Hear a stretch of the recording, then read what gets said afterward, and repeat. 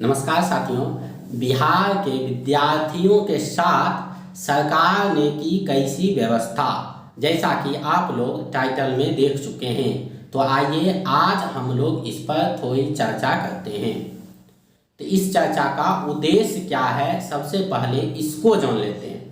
जैसा कि कुछ अन्य राज्यों को देखें और बिहार राज्य को देखें, अन्य राज्यों के एग्जाम्स की फीस और बिहार राज्यों के एग्जाम्स की फीस के द्वारा हम इस वीडियो को आगे बढ़ाएंगे और आपको ये बताना चाहेंगे कि ये सिस्टम कैसा चल रहा है। हम लोगों को देखने में ऐसा लगता है कि ये सिस्टम बहुत अच्छा चल रहा है, सिस्टम में सामान्यतया कोई गड़बड़ी नहीं है, जबकि अगर वास्तविकता में देखें तो ये सिस्टम में बहुत बड़ा लूपहोल है, यानी बहुत बड़ी गड़बड़ी है जो हम लोगों के साथ किया जा रहा है। हो सकता है कि कुछ मतलब देखने वाले को, कुछ विद्यार्थियों को ऐसा लगे कि ये मेरे विरुद्ध जा रहा है, ये जो बोल रहे हैं वो मेरे विरुद्ध बोल रहे हैं। तो उनके लिए मैं पहले ही क्षमा मांगना चाहूँगा। ये मेरी अपनी बातें हैं, मतलब बातें तो सबके लिए सामान्य सी बातें हैं, बट मैं अपने व्यू से कह रहा हूँ। हो सकता है मेरा व्यू गलत हो सकता है मैं कहीं गलत कर रहा हूँ। अगर आपको ये व्यूज अच्छे लगे, जो मैं आपको बताना चाह रहा हूँ वो आपको बात सही लगे, तो आप इस वीडियो को लाइक कर सकते हैं, शेयर कर सकते हैं, चैनल को सब्सक्राइब कर सकते हैं। ठीक है, तो चलिए आगे बढ़ते हैं। सबसे पहली बात, अगर हम बिहार राज्य के सरकार को देखें और दूसरे राज्य के सरकार को देखें, किस उद्देश्य से कि उस राज्य सरकार जो वैकेंसी निकालती है उसमें फी कैसा होता है। हम स्टूडेंट की बात करें, हम अन्य लोगों की बात नहीं कर रहे हैं। तो जैसे बिहार सरकार की कोई भी वैकेंसी निकलती है, सामान्यतः हम सब जानते हैं कि बिहार सरकार की जो भी वैकेंसी निकलती है उसमें मिनिमम जो फॉर्म फी होता है वो होता है 600 रुपया। मैं जनरल की बात करूँ, जनरल के लिए 600 रुपया, 800 रुपये, किसी में 1000 रुपया तक होता है। 600 से कम किसी में होता ही नहीं है जनरल की। और SC ST की बात करें तो उसका होता है 150 रुपया।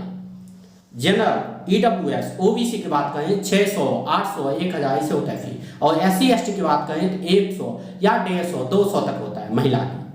तो इसमें इतना अंतर क्यों है?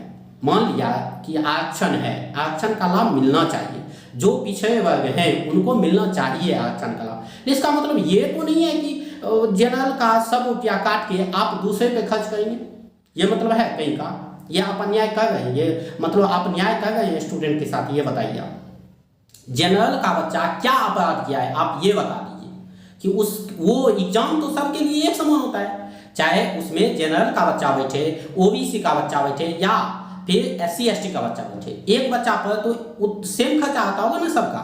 जब खर्चा सेम है, एग्जाम फीस, एग्जाम का खर्चा सेम है पर स्टूडेंट, चाहे कॉपी का लगे जो भी सिस्टम का लगे, तो फिर जनरल का 600 क्यों, 800 क्यों और SC ST का 150, 200 क्यों लिया जाता है? ये बता दिया। फर्क 100-200 का हो सकता है, फर्क 400-500 का कैसे हो सकता है, फर्क चौगुना कैसे हो सकता है, फर्क दुगुना तक चल सकता है, चौगुना कैसे हो जाता है? ये बताइए आप। ये आरक्षण है क्या? आरक्षण का ये मतलब तो नहीं है कि आप जनरल के स्टूडेंट को इतना कर देंगे, इतना फी लगा देंगे फॉर्म फी कि जनरल का स्टूडेंट भर ही ना पाए।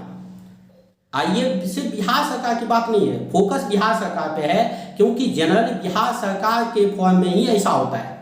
अगर आप केंद्र सरकार के फॉर्म की बात करें तो UPSC का जो फॉर्म होता है, IAS का फॉर्म की बात करें, उसमें 250 रुपया लगता है, फॉर्म 200 रुपया लगता है।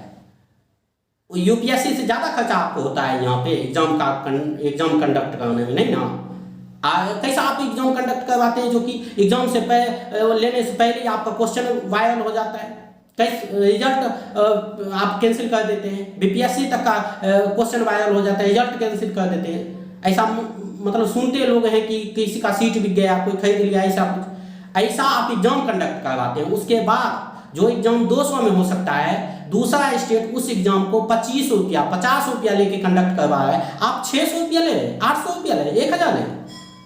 UPSC 250 रुपये लेती है, तब साल भर एग्जाम करवाती है वो एक स्टूडेंट। आप क्या कर रहे हैं? कैसी ये न्याय व्यवस्था है, कैसा ये सिस्टम है, आप ये बताइए। ये क्वेश्चन सबसे पहले ये सरकार से है। मेरा क्वेश्चन आइए, मेरा क्वेश्चन नहीं है, ये पूरे बिहार के स्टूडेंट का क्वेश्चन है। ये कैसा सिस्टम चला है आप ये बता दीजिए। अगर हम यूपी सरकार की बात करें, आप कोई बोलेंगे कि ये तो केंद्र सरकार का है, स्टेट गवर्नमेंट की तुलना कीजिए, यूपी गवर्नमेंट की तुलना करें तो वो एक एग्जाम का मैंने देखा है कि 25 रुपया लेते हैं एग्जाम की, 100 रुपया लेते हैं, 150। अभी यूपीपीएससी का एक फॉर्म निकला है, उसमें 150 रुपया लेते हैं एग्जाम का। आप यहाँ पे 600 ले, आप 800 ले, बताइए वो एग्जाम नहीं कंडक्ट कर पाते, वो भी तो स्टेट गवर्नमेंट है, उसका 150 रुपये खर्च होता है, आपका 600 रुपये खर्च होता है। केंद्र सरकार का 200 रुपये खर्च होता है, यूपीएससी जो एग्जाम लेती है उसका 200 रुपये खर्च होता है, आपका 600, 800, 1000 खर्च होता है। इसी तरह बैंकिंग का भी सिस्टम देखिए, बैंक का कोई भी फॉर्म निकलता है, चाहे क्लर्क का निकले, पीओ का निकले, कोई सा भी निकले, स्पेशल ऑफिसर का निकले, सब में 1200 रुपये लेता है, 1000 रुपये, मिनिमम 800 रुपया है। 800 से कम का तो उसका कोई फॉर्म ही नहीं निकलता है। क्या आम स्टूडेंट, आम जो बेरोजगार स्टूडेंट है, वो पढ़ेगा कि कमा के आपका फॉर्म फी भरेगा? ये बताइए। वो जो कितना खर्चा हुआ है, खर्चा करके फॉर्म भरेगा या फिर वो अपने पे खर्च करेगा, पढ़ने पे खर्च करेगा? आप ये बता दीजिए। एक फॉर्म का 800 रुपया, 1000 रुपया चल क्या रहा है? और जो आप जो अवसर की समानता की बात करें, ये बताइए कि कैसी अवसर की समानता है? हाँ, कैसा सिस्टम है ये? किसी के पास अगर 1000 रुपया नहीं है तो नहीं पढ़ पाएगा स्टूडेंट। तो ये कैसा सिस्टम कैसा चला है, ये बता दीजिए। और आप ये जो अभी हम बिहार सरकार की बात कर रहे हैं कि बिहार सरकार, बिहार पुलिस का जो फॉर्म निकला है उसका जनरल का लिया जाता है 675 रुपया, अगर मोटा मोटा मान लें कि 700 रुपया जनरल का। SC ST का लिया जाए 150 रुपया। चलिए हम SC ST को छोड़ देते हैं, हम अपना जनरल से मतलब रखते हैं कि मान के चलते हैं कि ये जनरल OBC का सेम है, तो हम 700 मान के चलते हैं। अगर मिनिमम 600 कर दे कि 600 से जोड़ते हैं तो 20 लाख स्टूडेंट लगभग ऐसा माना जाता है, 20 लाख स्टूडेंट बिहार पुलिस का फॉर्म भरा है।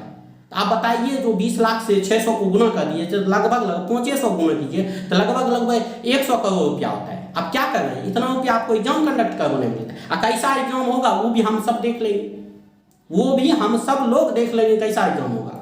अब ये सुन रहे हैं कोई सीट बेच रहा है, कोई दलाली कर रहा है, अगर आपके सिस्टम में लूफॉल नहीं है तो ये हो क्यों रहा है? आप ये बताइए, कैसी व्यवस्था है आपकी? कैसा आप सिस्टम लगा के रखे हैं? स्टूडेंट से आप वसूली कर रहे हैं।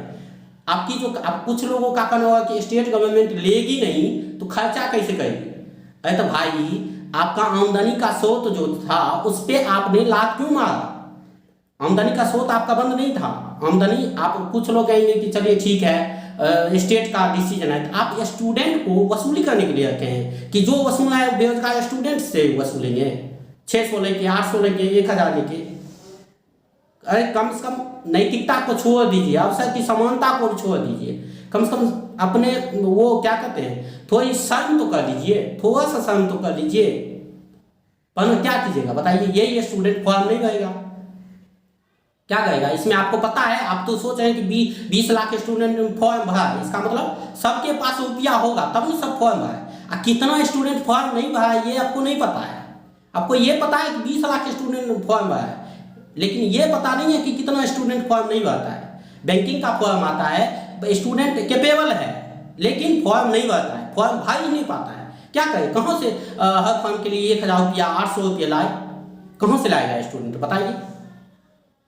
तो मेरा रिक्वेस्ट है, और ये हम सबकी प्रॉब्लम है, ये किसी दूसरे की प्रॉब्लम नहीं, ये बिहार के विद्यार्थियों की प्रॉब्लम, खास करके बिहार के विद्यार्थियों की। अदर स्टेट में इतना फीस नहीं लिया जाता है जितना बिहार के विद्यार्थियों से लिया जा रहा है।